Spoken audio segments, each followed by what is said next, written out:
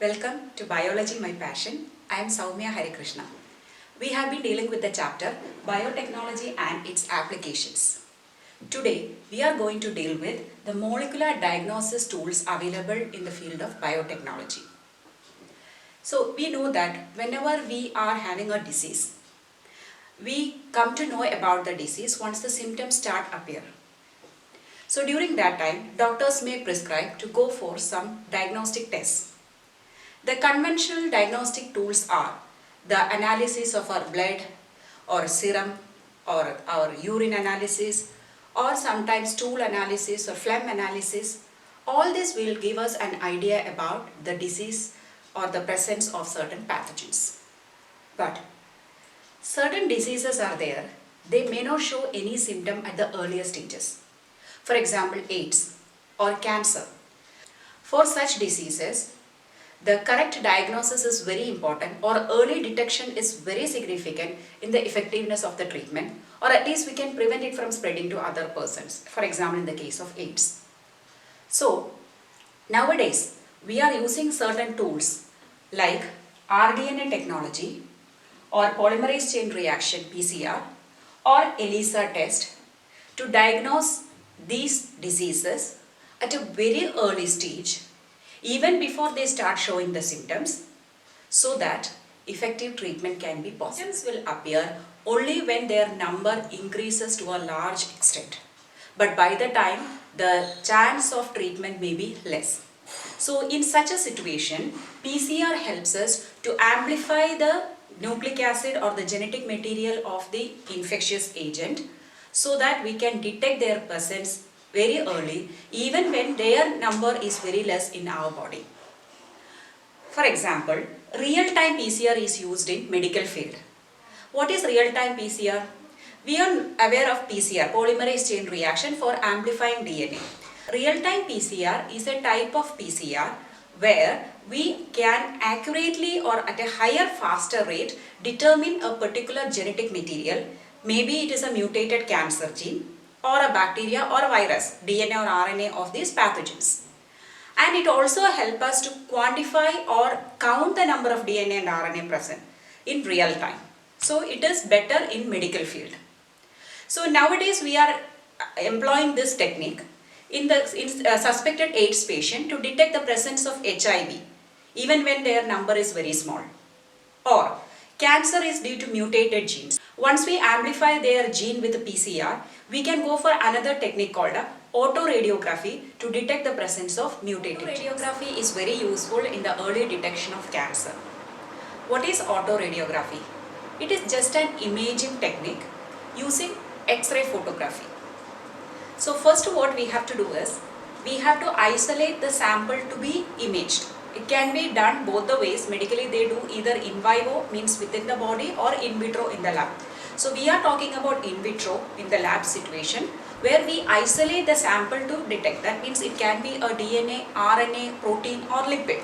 But if it is for cancer detection, we are looking for DNA as the sample. So the DNA sample will be isolated and then we fragment it, right? Using the enzymes we can fragment, and we need only a single stranded DNA because we are going to hybridize them using some radioactive labeled DNA strands, complementary strands. So these complementary strands we can prepare according to the sequences present in this DNA. So we know the normal sequence. For example, here if it is A, T, C, G, A, T. So I will have a complementary strand with the T, A, G, C, T, A. Right. So being complementary, this will come and bind. So suppose if I have taken 1, 2, 3, 4, 5. I have taken all complementary strands for these 5 strands, but they are radio labeled. You can see a green dot here just to make you understand. They are all radio labeled. Then we call it as probes. Okay.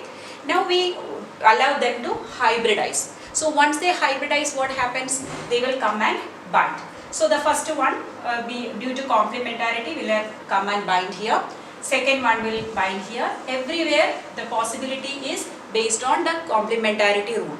Okay, so now we are separating it using actually the first these samples will be separated using gel electrophoresis, and followed by that we will take it or blot it into a cellophane membrane or a nitrocellulose membrane, that is called a Southern blotting.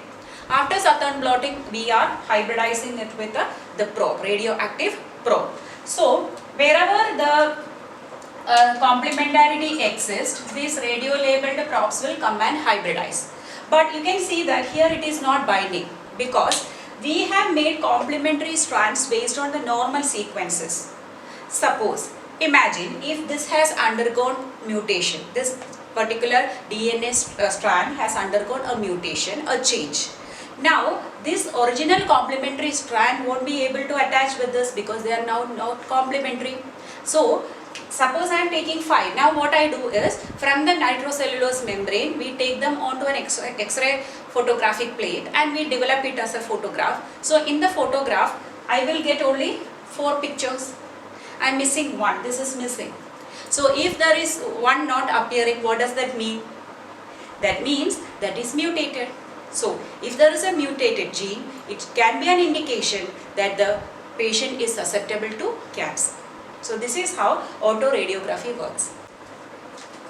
Let us now talk about another diagnostic tool used, that is called the ELISA. ELISA stands for Enzyme Linked Immunosorbent Assay. So here we are using the theory antigen-antibody interaction. So before I go into ELISA, let me tell you something about antigen and antibody. What is antigen?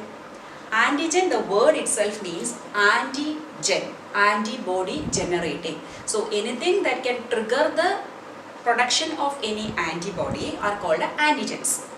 For example, a microbe coming into our body will trigger our immune system to produce antibody against it. So all the invading pathogens are acting as antigens. Right. Sometimes the antigens can be some proteins, glycoproteins, etc.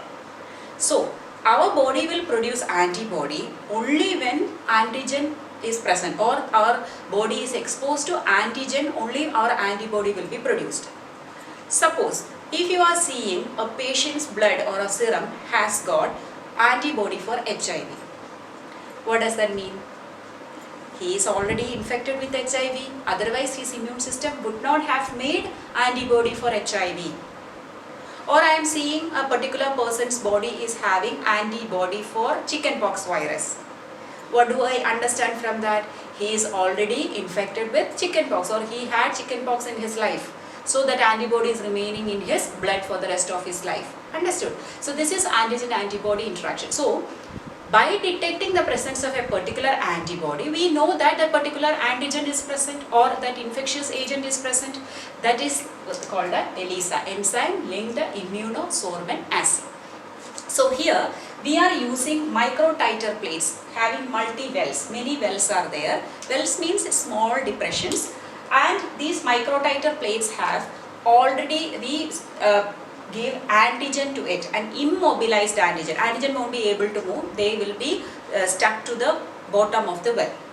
But nowadays ready-made ones are available as kit. If I want to test for AIDS, okay, I have to go for the HIV antigen. Okay, so HIV is the virus, human immunodeficiency virus causing AIDS, so that is the antigen in this case. So we get the ready-made ones where, suppose this is one well enlarged here. So it has got an antigen immobilized here. These are the antigens. Okay. So whenever antigen is there, if antibody is there, antibody will be very specific, because the one which is produced against HIV will not be effective against chickenpox. The one which is produced against chickenpox will not be effective against something else, right? So like that, it is highly specific. These are the immobilized antigens already present in the titer plate. Now we are pouring a dilute solution of the serum of the patient. Serum means plasma without clotting factor in it. So the serum will be isolated from plasma and it is diluted, and then we will add to it. What does the serum contain? The antibody if present, right? So in case if antibody is there, it will come and bind with this. That means the patient has got antibody prepared in his body, right? That means he has antigen in his body, he is infected. So this antibody will come and bind, but we may not be able to see this or detect it. So for that we have to again go for certain procedures, because we want visible results very quickly, right? So what do they do? Some will be unbound antibodies will be there.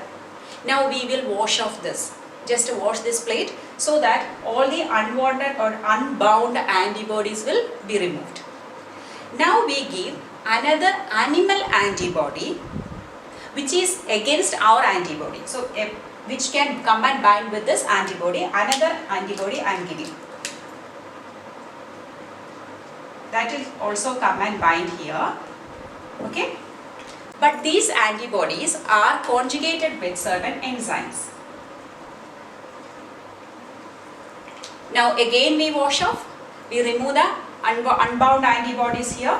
Okay. So now these conjugated with enzymes there. Now we are giving a colored substrate.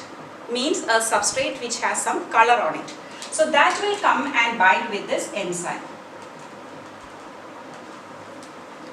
Now, where will that colored substance will come and bind, or substrate will come and bind? Only where the enzymes are present. So, in this microtiter plate, wherever this infection is there, that means if antibody is binding to antigen only, the next antibody with the conjugated enzyme will bind. To that the colored substrate will bind. So, the microtiter plate will show some colors on it. So, easily we can detect, or it is visible to our naked eye, so we know this patient is infected. Got it? So, I'll explain once more. First, the antigen, immobilized antigen is present in the titer plate. We are pouring the dilute solution of the serum of the patient. If it has antibodies in it, it will come and bind with the antigen. Now we wash off the titer plate to remove the unbound antibodies. Now we are treating it with another set of animal antibody which can act against human antibody. These animal antibodies have enzymes attached with them. Then again we wash it to remove the unbound antibodies. Then we add some chromogenic substrate or colored substrate which will come and bind with the enzyme and show the colors on that. So if color is appearing, there is infection. So this is ELISA technique exclusively used for the detection of AIDS. Now we understood how the molecular diagnostic tools can help us in early detection and how useful it would be in treating the diseases. So in the next video we will learn about the transgenic animals. Hope you like my teaching. Please like, share and subscribe to my channel, Biology My Passion.